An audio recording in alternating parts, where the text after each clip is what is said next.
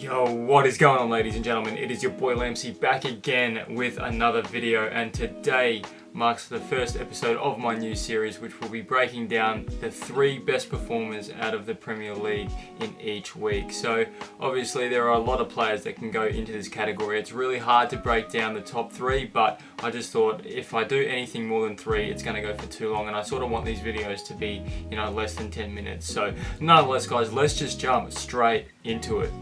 So pretty much before I do jump into it, I will be doing it like a 1 vote, 2 vote and 3 votes. If you guys are in Australia, it's like the Brownlow sort of thing. And if you're like in Europe and everything like that, it's like the F1 where they get points and whoever's on the top, wins, at the end. So nonetheless, guys, let's just jump straight into it. Now, obviously the first vote, now this one could have been 10 different players. It was really, really hard for me to pick out one, like there were players from Spurs, there were players from Liverpool. So to start off with 1 vote, we have Marcus Rashford. Now, obviously, a 4-0 win for Manchester United at home to Chelsea obviously breaks my heart, but this season can be, I think this season is going to be a seesaw sort of effect with Chelsea, and it's probably going to go for a lot of other teams like Arsenal, Everton, Wolves, all that. But Marcus Rashford obviously netted 2 goals for Manchester United this morning. Obviously 1 coming from the spot and obviously 1 coming from open play. He did win the penalty as well, so it sort of gives that goal, from the spot a little bit more, oomph to it a little bit. I just think this season Marcus Rashford is going to be heavily relied on, especially with Martial up top. Obviously now that they've sold Lukaku on the deadline day, which really leaves a little bit of a gap for Manchester United, but I think Marcus Rashford really can move this team forward. I think him and Martial will be a great link up. I know Rashford's playing on the right side, I believe, at the moment, but to be fair, he can play down the middle. I can just see Marcus Rashford sort of carrying a lot of the weight this season, especially when it comes to goals.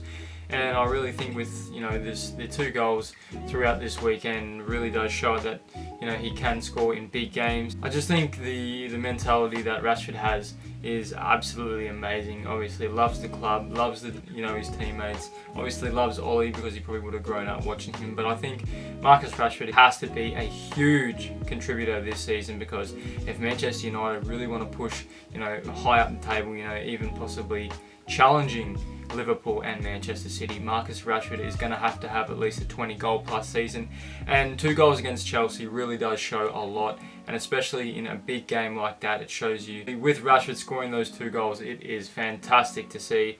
And obviously against a quality opposition like Chelsea, obviously when I say quality, top 6 team, basically. Like I said before, guys, I could have chosen anybody, and especially from this game I could have chosen Wan-Bissaka, could have chosen Harry Maguire, could have chose Paul Pogba, and I could have possibly even chose Martial because he had a really good game stats wise. But overall, it is my opinion at the end of the day. Let me know what you guys think. Marcus Rashford, I think, is well deserved of it as well, and was also the Premier League's player of the game. So let me know what you guys think. And now moving over to the 2 votes. I have Ashley Barnes of Burnley. What an absolute amazing game for Burnley to crack off with this season. Now, Ashley Barnes is a strange sort of player. He's a real aggressive kind of bloke. He's, not one of your most attractive footballers, but credit is due when it is there. Obviously, 2 quality finishes. That first goal was absolutely mint, and the second goal was just as good on the second volley. Obviously, his first goal was sublime. Obviously, a huge looping ball over the top, a beautiful first touch, and buried at home. It was an absolute beautiful finish. You would think that was from a top class striker like your Harry Kanes, your Luis Suarez, your Sergio Aguero's. Like, that was the esque finish, and Ashley Barnes was an absolute huge contributor to the way Burnley is playing. Obviously, like I said in my Premier League predictions, that Burnley can make a lot of effort, especially if they can play really well at home. But that looping ball was absolutely crazy. Like, it made Vestergaard look like shit. He was like, ooh, where's the ball? And then he pretty much fell over. Ashley Barnes, credit to him, he read it so well. The first touch, guys, was unbelievable. If you haven't seen the goal, go and check it out on Optus Sport. I think Optus Sport are uploading all the goals and everything on the YouTube channel now, which is good. Or if you just search it up on YouTube or Daily Motion or anything like that, or just Google it. It is an absolute mint goal. Now, I don't think he got enough credit from the 3rd goal. Now, There was a big long goal kick. It looked like the wind took a little bit of it from Heaton, and he held up so well. And the defender, I don't know who the defender was, but he held the ball really well.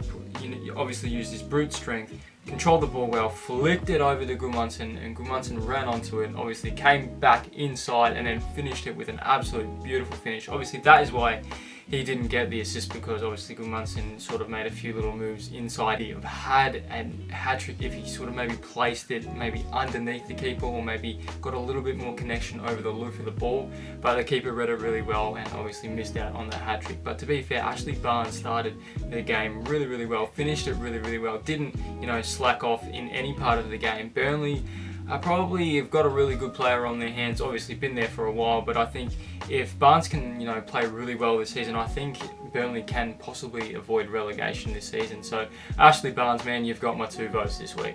Now the 3 votes goes to VAR. No, I'm just kidding, trust me. Man, VAR is going to piss off a lot of people. Now moving over to the 3 votes, it's anyone's 3 votes this week. It is Raheem Sterling.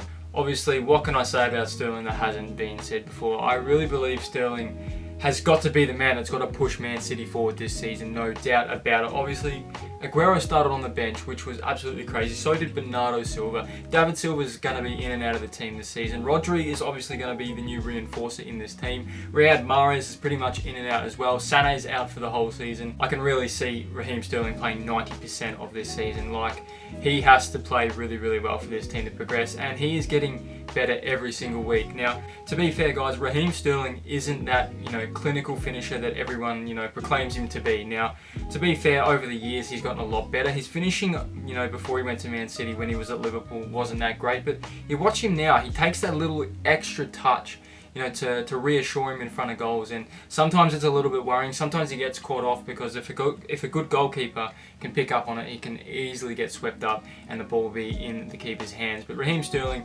obviously had an amazing day out, was a really influential player. To be fair, to even mention VAR, like VAR could have really fucked the whole momentum of the Manchester City team. And even when VAR, really did them wrong, well, it wasn't really wrong, but, it really took the momentum out of the game. It really pisses you off. But to be fair, he grew from it, didn't let VAR piss him off, and he just carried on his own thing.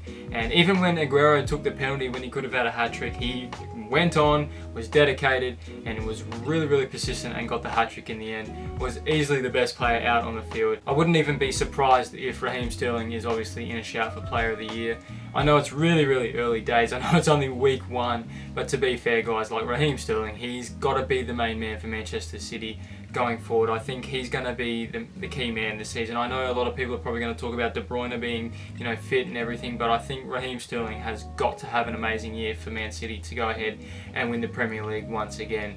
Anyways, guys, that wraps up today's video. I hope you have enjoyed. Let me know what you guys think. Let me know what your votes would be. I'm really going to enjoy watching a lot of the football this season, even though Chelsea aren't going to be playing too much good football, but I love football in general. I'm a massive fan of just football. There are no rules, and I won't be biased at all. That's why I'm here, and I just love talking football. But if you have enjoyed today's video, please give it a like. Please do subscribe, and I shall see you legends on the next video. Peace out.